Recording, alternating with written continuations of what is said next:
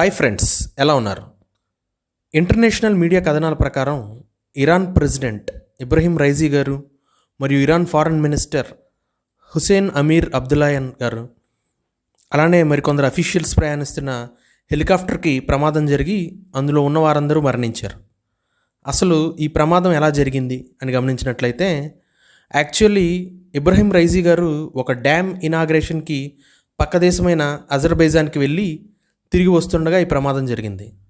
Actually 3 హెలికాప్టర్స్ల కాన్వాయ్లో వీరు తిరిగి వస్తుండగా Iran president and foreign minister ఉన్న బెల్ హెలికాప్టర్కి ప్రమాదం జరిగింది. ఈ ప్రమాదానికి మెయిన్ కారణం క్లౌడ్ కవర్, అలానే ఫాగ్ అండ్ మిస్టులతో కూడిన దట్టమైన పొగమంచు, వీటితో పాటు లో టెంపరేచర్స్తో కూడిన వాతావరణం ఇవన్నీ అనుకూలించకపోవడంతో హెలికాప్టర్ హార్డ్ ల్యాండింగ్ అయ్యి క్రాష్ అయి ఉంటుందని ఇంటర్నేషనల్ ఏవియేషన్ ఎక్స్పర్ట్స్ అని పేర్కొంటున్నారు.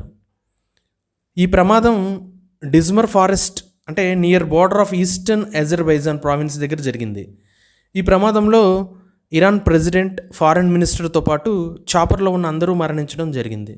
ఈ ప్రమాదం జరిగిన తర్వాత అన్ని దేశాలు ఇరాన్కు తమ సంఘీభావాన్ని తెలియజేశాయి. ముఖ్యంగా Bharat, Russia, China, France, NATO దేశాలు మరియు మిడిల్ ఈస్ట్ మరియు ఇతర దేశాలు తమ సంఘీభావాన్ని ఇరాన్కు తెలియజేశాయి. వాస్తవానికి ఇబ్రహీం రైసీ సామాన్యమైన వ్యక్తి కాదు. మిడిల్ ఈస్ట్లో one of the most powerful leader. ఒక రకంగా చెప్పాలంటే అంత పవర్ఫుల్ లీడర్ని కోల్పోవటం ఇరాన్కి పెద్ద దెబ్బే అని చెప్పాలి.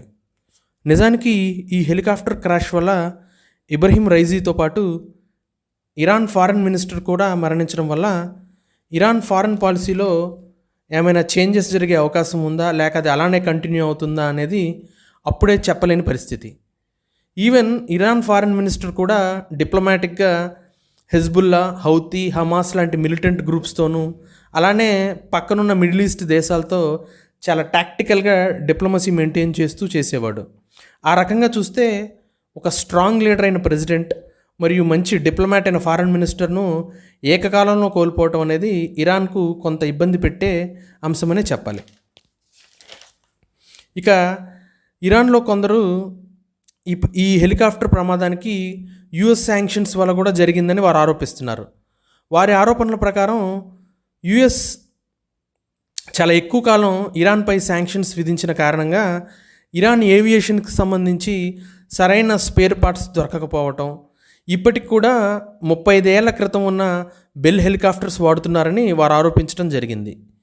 ఈవెన్ వాటితో పాటు మరికొందరు ఇంటర్నేషనల్ ఏవియేషన్ ఎక్స్పర్ట్స్ కూడా వారి ప్రకారం కూడా ఇరాన్లో ఇప్పటికీ వాడుతున్న బెల్ హెలికాప్టర్స్కి సరైన మెయింటెనెన్స్ అండ్ సేఫ్టీ లెవెల్స్ ఆశించిన స్థాయిలో ఉండకపోవచ్చని, అలానే స్పేర్ పార్ట్స్ కోసం వాళ్ళు బ్లాక్ మార్కెట్ని ఆశ్రయించడం, తద్వారా వాళ్ళకి క్వాలిటీ ఎక్విప్మెంట్ అనేది సరిగా రాదు అనేది ఇంటర్నేషనల్ ఏవియేషన్ ఎక్స్పర్ట్స్ వారి అభిప్రాయం.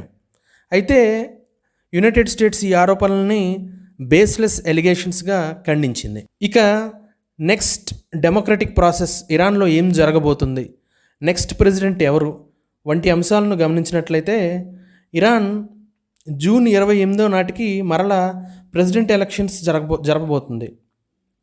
తద్వారా ఏంటంటే ఒక కొత్త అధ్యక్షుడిని ఇరాన్ ఎన్నుకోబోతుంది. అప్పటి వరకు వైస్ ప్రెసిడెంట్గా ఉన్న మహమ్మద్ మొక్బర్ వారు కొత్త అధ్యక్షులు ఎన్నికయ్యేంత వరకు అధ్యక్ష బాధ్యతలు చేపట్టనున్నారు. ఇక ఇరాన్ సుప్రీం లీడర్ అయిన అయతుల్లా అలీ ఖమేనీ గారు తమ ట్విట్టర్ ఖాతాలో ట్వీట్ చేస్తూ ఇరాన్ ప్రజలు ఆందోళన చెందవలసిన అవసరం లేదని, దేశ వ్యవహారాల్లో ఈ సంఘటన వల్ల ఎలాంటి అంతరాయం ఉండదని ఆయన పేర్కొన్నారు. ఇక్కడ చాలామందికి వచ్చే డౌట్ ఏంటంటే ఈ సుప్రీం లీడర్ పోస్ట్ ఏంటి, ప్రెసిడెంట్ పోస్ట్ ఏంటి, వీటి మధ్య డిఫరెన్సెస్ ఏంటి అని చాలామందికి డౌట్ వస్తుంది. సాధారణంగా ఏంటంటే president of Iran, supreme leader of Iran అనేది 2 పోస్టులు అనమాట. ప్రెసిడెంట్ ఆఫ్ ఇరాన్ అనేది హైయెస్ట్ ఎలక్టెడ్ పొజిషన్. దీని టెన్యూర్ ఏంటంటే ఒక 4 years. అలానే ఈయన చీఫ్ ఎగ్జిక్యూటివ్గా వ్యవహరిస్తారు. సుప్రీం లీడర్ ఆఫ్ ఇరాన్ ఏంటంటే highest political and religious authority. ఈయన్ని హెడ్ ఆఫ్ స్టేట్గా పరిగణిస్తారనమాట. సుప్రీం లీడర్కి వాళ్ళ టెన్యూర్ అనేది లైఫ్ టైం టెన్యూర్. లేదా వాలంటరీగా తనకి తాను దిగిపోవచ్చు. ఇక ప్రెసిడెంట్ ఆఫ్ ఇరాన్కి ఏంటంటే treaties and agreements with other countries and international organizations చేసే అధికారం ఉంది. అలానే appointment of ministers, ambassadors, governors నియమించే అధికారం ఉంది. ఇక సుప్రీం లీడర్కి అది చాలా పవర్ఫుల్ పోస్ట్, పైగా చాలా పెద్ద పెద్ద పోస్టులని నియమించే అధికారం ఉంది. Like commander of armed forces, heads of major religious foundations, chief judges, television network, national security council members, వీళ్ళందరినీ నియమించే అధికారం ఉంటుంది. సింపుల్గా మనకు అర్థమయ్యే భాషలో చెప్పాలంటే సుప్రీం లీడర్ని పొలిటికల్ హెడ్గాను, ప్రెసిడెంట్ని ఎగ్జిక్యూటివ్ హెడ్గాను భావించవచ్చు. ఒక రకంగా ప్రెసిడెంట్ కూడా సుప్రీం లీడర్ సబార్డినేట్గా భావించవచ్చు. ఇక ఇబ్రహీం రైజీ తన పదవీ కాలంలో చాలా కఠినంగా వ్యవహరించారు. ఆయన పదవీ కాలంలో ఇరాన్ ఏకకాలంలో అమెరికా మరియు ఇజ్రాయెల్తో వైరం తీవ్ర స్థాయికి చేరి, మరీ ముఖ్యంగా ఇజ్రాయెల్తో ఒకరిపై ఒకరు మిజైల్స్ మరియు డ్రోన్స్తో దాడి చేసుకునే స్థాయికి ఈ వైరం అనేది పెరిగింది. అలానే ఇబ్రహీం రైజీ గారు వారి పాలనలో చాలా ఛాలెంజెస్ ఫేస్ చేశారు. మరీ ముఖ్యంగా రీసెంట్గా మనందరికీ తెలిసిన విషయమే, 2022 సంవత్సరంలో మహసా అమినీ అనే ఒక మహిళను హిజాబ్ సరిగా ధరించలేదని మోరల్ పోలీసింగ్ దాడి చేయగా ఆ దాడిలో ఆవిడ మరణించింది. ఆ సమయంలో ఇరాన్ దేశంలో స్త్రీ హక్కుల కోసం ఆలోచించే లిబరల్స్ మరియు స్త్రీలు స్వేచ్ఛ కోసం ప్రొటెస్ట్ చేయడం జరిగింది. ఆ సమయంలో గవర్నమెంట్ వారిని తీవ్రంగా అణచివేయడం జరిగింది. ఈ అణచివేతలో ఇంటర్నేషనల్ మీడియా ప్రకారం సుమారుగా 500 మంది ప్రజలు చనిపోయినట్లు, అలాగే దాదాపు 22,000 మంది ప్రజల్ని అరెస్ట్ చేయడం జరిగింది. ఇలాంటి చాలా ఛాలెంజెస్ అనేది ఇబ్రహీం రైజీ గారు తమ పదవీ కాలంలో ఎదుర్కోవడం జరిగింది.